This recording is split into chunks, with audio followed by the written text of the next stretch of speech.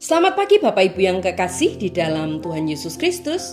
Pagi hari ini saya Eko Wayu Suryaningsih kembali menyapa dengan kebenaran firman Tuhan yang terdapat dalam Yohanes 15 ayat 5. Yohanes 15 ayat 5. Akulah pokok anggur dan kamulah ranting-rantingnya. Barang siapa tinggal di dalam aku dan aku di dalam dia, ia berbuah banyak. Sebab di luar aku kamu tidak dapat berbuat apa-apa. Amin. Bapak Ibu yang kekasih di dalam Tuhan Yesus Kristus, begitu kita mulai meragukan kebaikan Allah dan memutuskan sendiri apa yang akan membuat kita bahagia, berbagai masalah pun mulai muncul dalam hidup kita. Kita akhirnya bekerja terlalu keras, kita terlalu cemas dan kita akan memikul beban berlebih. Singkatnya, kita akan merasa kewalahan.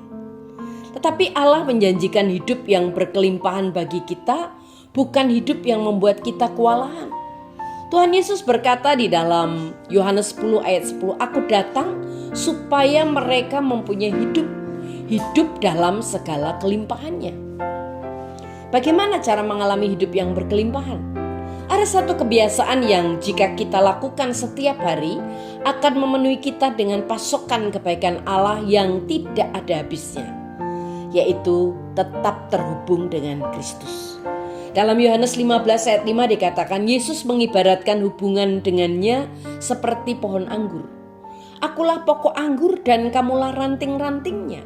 Barang siapa tinggal di dalam aku dan aku di dalam dia, ia berbuat banyak. Sebab di luar aku kamu tidak dapat berbuat apa-apa. Apa yang terjadi ketika tandan anggur dipisahkan dari pokoknya?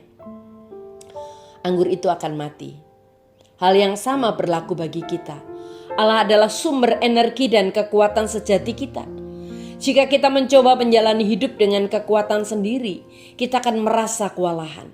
Namun jika kita terhubung dengannya, kita akan memiliki segala kekuatan yang kita butuhkan.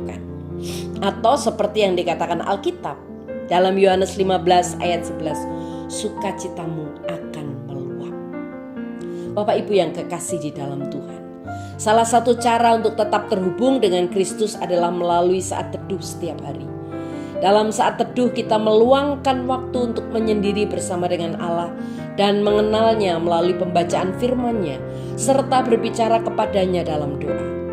Dalam Markus 1 ayat 35 berkata, pagi-pagi benar waktu hari masih gelap, Yesus bangun dan pergi keluar. Dia pergi ke tempat yang sunyi dan berdoa di sana.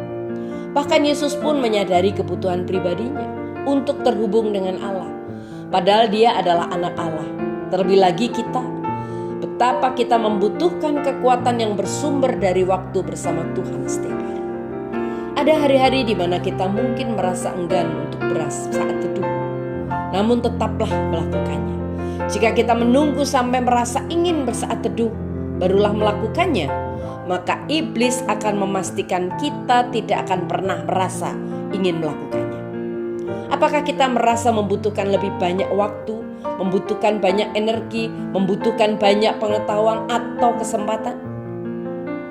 Saya ingin menantang kita untuk membangun kebiasaan meluangkan waktu bersama Yesus setiap hari. Saat kita tetap terhubung dengannya, kita akan mendapati hidup kita dipenuhi dengan kebaikan dan kuasa Allah. Dan saudara akan menyadari bahwa itulah satu-satunya hal yang sungguh kita butuhkan. Amin. Mari kita berdoa. Tuhan Yesus, terima kasih buat firman-Mu hari ini.